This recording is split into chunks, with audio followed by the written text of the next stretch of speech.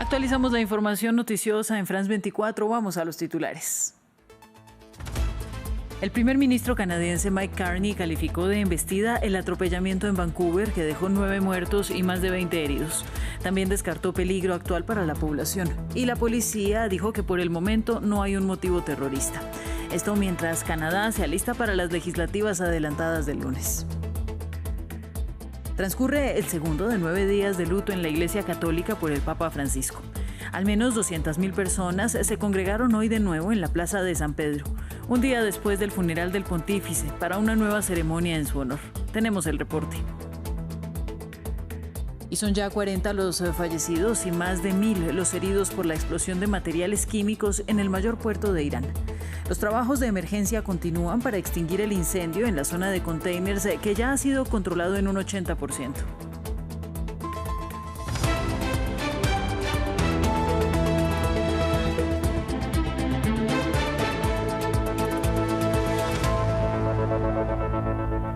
Gracias por continuar con nosotros. El primer ministro canadiense Mark Carney se pronunció sobre el atropellamiento en Canadá, que dejó 9 muertos y más de 20 heridos. Dijo que se trató de una embestida y descartó peligro actual.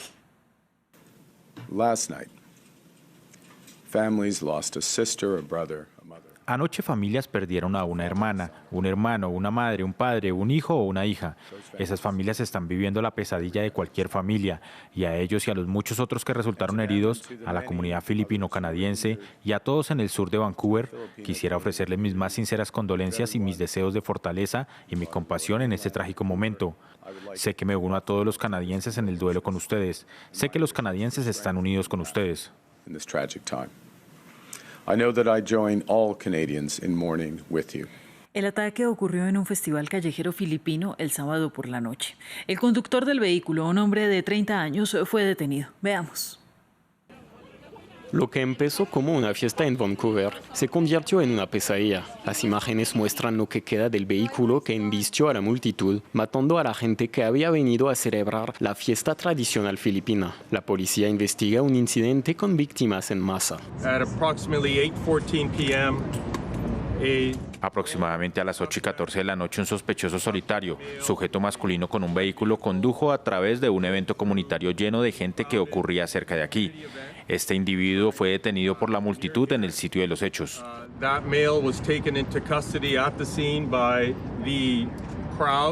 Testigos afirman que el vehículo circulaba a unos 100 kilómetros por hora por una calle estrecha repleta de puestos de comida, antes de que el conductor se detuviera y fuera atrapado por las personas que se encontraban cerca.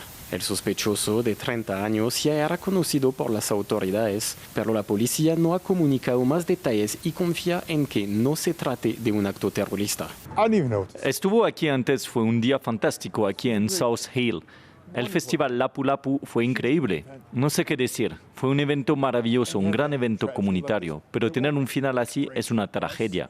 No nos romperá a nosotros o a la comunidad, pero es horrible. El Día de Lapu Lapu se celebra cada año en Filipinas el 27 de abril. Honra la memoria de un héroe nacional que se levantó contra la colonización española. La fiesta se instauró oficialmente en Vancouver en 2023. Más noticias. En el marco de los 100 días de mandato de Donald Trump, dedicamos una serie de reportajes a las primeras consecuencias de sus políticas. La incertidumbre económica que genera su discurso golpea directamente la frontera mexicana con Estados Unidos. Empresarios de Tijuana afirman que las constantes amenazas del mandatario estadounidense les impiden hacer planes de inversión y expansión en el corto y mediano plazo. Mientras otros sectores ligados a las maquiladoras e industrias aseguran que las exportaciones desde territorio mexicano hacia su vecino del norte han caído al menos en un 30%. Juan Carlos Aguirre, corresponsal de México, nos cuenta más. En Tijuana, frontera norte de México, la guerra arancelaria de Donald Trump empieza a tener efectos. Sergio es un productor de cerveza artesanal que decidió limitar su plan de expansión. Tendrá que absorber la carga impositiva para poder sobrevivir dentro del mercado que le vende a Estados Unidos. ¿Por qué? Porque el arancel va a crear un costo mucho más alto de lo que esperábamos en el consumidor final, y es un precio que nosotros estamos tasando que aumente hasta un 36%, no el 25%, sino hasta el 36%. Días atrás, al menos 2.500 camiones colapsaban las vías hacia la aduana, pero ahora lucen vacías. Diego cuenta 20 años llevando carga hacia los Estados Unidos y es primera vez que su bolsillo tiene pérdidas. El flete ha bajado cerca de un 30% tras el anuncio de aranceles sobre el acero, aluminio y el sector automotriz. Pues nuestros supervisores nos dicen, ¿sabes qué? Pues ahora te va a tocar descansar a ti, vamos a darle trabajo a la otra persona, y así sucesivamente. Nos van descansando a veces, hacen rotaciones en mi empresa, pero pues como le digo, ahorita aquí pues estamos sobreviviendo.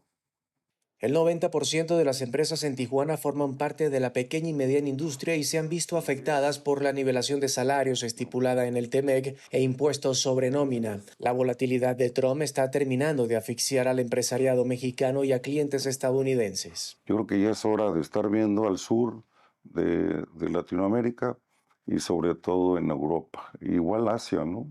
Pero tenemos que buscar otros horizontes para no estar nada más con nuestros vecinos del norte. Según el Consejo Coordinador Empresarial de Tijuana, entre marzo de 2024 y marzo de 2025, 2.200 empresas salieron del Seguro Social, generando más de 40.000 nuevos desempleados. A pesar de los números negativos, quieren aprovechar las ventajas que tienen por ahora frente a las naciones ajenas al TEMEC. Cientos de miles de personas se congregaron hoy de nuevo en la Plaza de San Pedro para la misa del domingo en un nuevo homenaje al Papa Francisco, un día después de su funeral. Este domingo fueron protagonistas los jóvenes con camisetas coloridas en una nueva celebración por el fallecido pontífice y a la espera del inicio del cónclave. Este es el segundo de 9 días de luto con la sede vacante. Previamente conectamos con nuestra enviada especial Natalia Ruiz Giraldo desde la Basílica de Santa María la Mayor.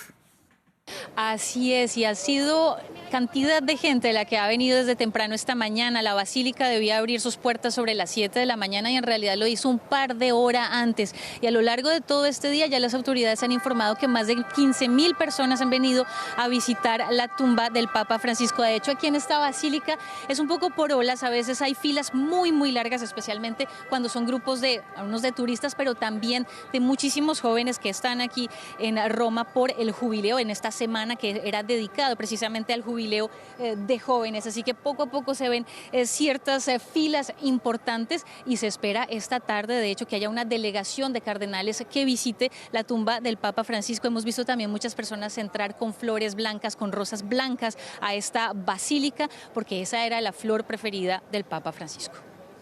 Continúan los esfuerzos en Irán para extinguir las llamas del incendio que provocó el sábado una mortal explosión que dejó sin vida al menos a 40 personas.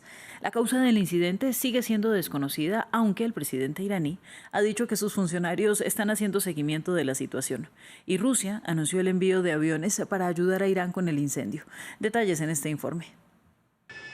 Un día después de la mortífera explosión de uno de los puertos clave de Irán, se sigue intentando extinguir el incendio. Los fuertes vientos están dificultando la tarea. Las autoridades dicen que varias personas siguen desaparecidas. Medios oficiales iraníes avanzaron una posible causa de la tragedia, la explosión de productos químicos almacenados en el puerto. El presidente iraní anunció una investigación. Se han dado las órdenes necesarias al ministro de Sanidad y a otros funcionarios y están haciendo un seguimiento de los problemas y trabajando enérgicamente para resolverlos. Espero que podamos resolver los problemas lo antes posible y si Dios quiere, definitivamente lo haremos. Las acusaciones sobre las responsabilidades comenzaron a propagarse el sábado, cuando una empresa de seguridad privada reveló que el puerto había aceptado un cargamento de combustible para cohetes el mes pasado. La explosión mató a decenas de personas e hirió a cientos más, desbordando los hospitales cercanos. Cuando salí del edificio vi un enorme incendio, luego se oyó la explosión. Todos los cristales y piedras del edificio cayeron. Todo el almacén estaba lleno de humo, polvo y cenizas. No recuerdo si me metí debajo de la mesa o fui tirado ahí por la explosión. Las escuelas y oficinas de la región permanecerán cerradas el domingo, mientras que Rusia anunció que enviará aviones para ayudar a extinguir las llamas. El puerto de Shahid Raji es la terminal más grande y desarrollada de Irán, situada en el estrecho de Hormuz. Maneja 70 millones de toneladas de carga al año. Y previamente nos entregó más datos nuestra corresponsal en Irán, Catalina Gómez Ángel.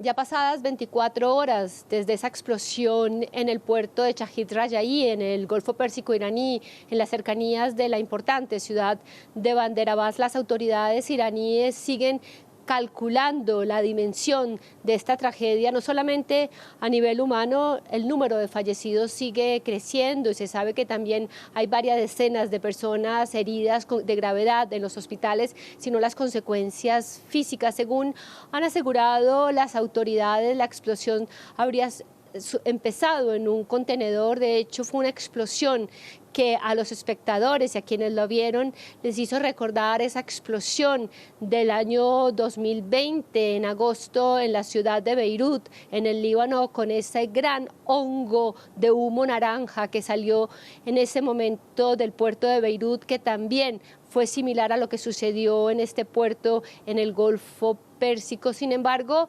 si bien algunas versiones hablan de que fuera combustible sólido destinado a la producción de misiles el que estaría almacenado allí, esto lo dice una compañía de riesgo marítimo, Ambrey, que ya había advertido a este puerto de que tener este material sería peligroso. Este material habría llegado en una embarcación proveniente de China en marzo de este año, como lo había informado el Financial Times en su momento. Sin embargo, las autoridades dicen que si bien es químico, advierten a la gente no hacer conjeturas, y el fiscal general ha advertido a los periodistas y a la población que pagarán consecuencias si siguen o hacen conjeturas. La prensa extranjera no ha tenido permiso para llegar hasta allí. Sin embargo, hay muchas versiones rondando en las redes sociales. La gente está brava por el mal manejo de los puertos. También hablan de por qué tener este tipo de material almacenado allí, y ha tenido que salir el campo militar a decir que ellos no tienen ningún arma guardada en este puerto. Un edificio en el sur de Beirut fue atacado este domingo, según mostraron imágenes en directo de la agencia de noticias Reuters, casi una hora después de que el ejército israelí emitiera una orden de evacuación a los residentes de la zona. El ejército de Benjamin Netanyahu emitió la indicación para los residentes en un barrio del sur de la capital libanesa, en previsión de su ofensiva contra lo que afirma son objetivos de Hezbollah. Este es el segundo ataque israelí contra esta zona de Beirut en apenas 5 días. Y vamos a la Franja de Gaza. La Defensa Civil Palestina informó que 8 personas, entre ellas un adolescente y un pescador, perecieron en ataques israelíes. Además, decenas de heridos fueron transportados para recibir atención médica tras la ofensiva aérea ocurrida desde el amanecer. Según cifras publicadas por el Ministerio de Salud de Hamas, al menos 2.111 palestinos han muerto desde el 18 de marzo. Desde el inicio de la guerra, en octubre de 2023, 52.243 personas murieron en Gaza. Por otro lado, el primer ministro de Qatar declaró que los esfuerzos para alcanzar un nuevo alto el fuego en Gaza han logrado ciertos avances, pero que el final de la guerra sigue siendo difícil de alcanzar. Sobre la seriedad de las partes, sinceramente no puedo juzgar con certeza si son al 100%. Lo que hemos notado el jueves es un pequeño avance en comparación con las otras reuniones.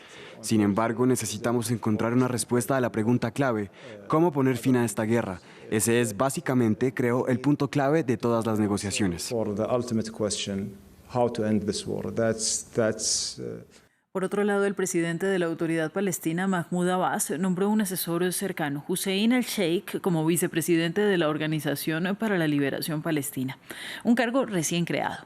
Al-Sheikh parece ser ahora un posible sucesor. El grupo Hamas condenó el anuncio. Veamos.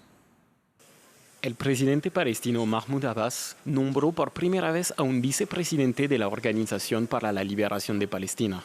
Hussein al-Sheikh, de 64 años, es uno de sus colaboradores más cercanos. Oriundo de Cisjordania, Hussein al-Sheikh pasó más de 10 años en cárceles israelíes donde le enseñaron hebreo. Antes era secretario general de la OLP, la organización que supervisa la autoridad palestina. En aquel momento, en 2022, se consideró que podría ser el sucesor de Mahmoud Abbas. Este veterano del Fatah se ha pronunciado a favor de un proceso democrático.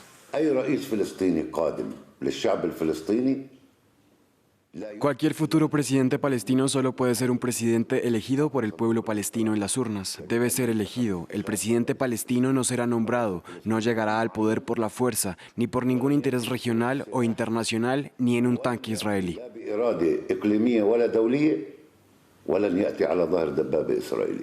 Mahmoud Abbas, que no ha celebrado elecciones desde 2006, es presidente tanto de la OLP como de la Autoridad Palestina. La decisión de ascender a Hussein al-Sheikh al puesto de vicepresidente se considera una medida para garantizar que tenga un sucesor y tranquilizar a las potencias árabes y occidentales. Ambas presionan para que la OLP se reforme y desempeñe un papel central en la gestión de la Franja de Gaza tras la guerra. Hasta aquí las noticias. Más adelante llega Rosa Pérez Masdeu con más información.